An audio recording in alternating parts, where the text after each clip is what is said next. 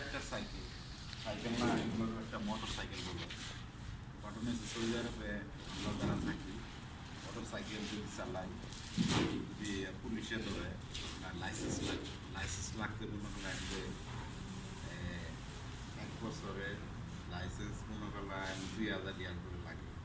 2,000 রিয়ালে মানে কতগুলো টাকা, বাংলাদেশে 60-65 হাজার টাকা লাগে। আর এই যে একটা সাইকেল নামছে মোটর সাইকেলের মানে অটো সিস্টেম, আমরা বাংলাদেশে স্বপ্ন দেখি যে টাকা কামায়া R15 কিনবো, কিন্তু আমরা এই সৌদি আরবে এসে কি করি, কত কষ্ট করে এই R15 আমরা এটা কিনা চালাই। ইনশাল্লাহ এই R15টা কিনছি, আপনারা সবাই দোয়া করবেন। ইনশাল্লাহ আমার চ্যানেলটারে সাবস্ক্রাইব করবেন, বেশি বেশি লাইক মারবেন, শেয়ার করবেন। ভালো থাকবেন। আসসালামু আলাইকুম।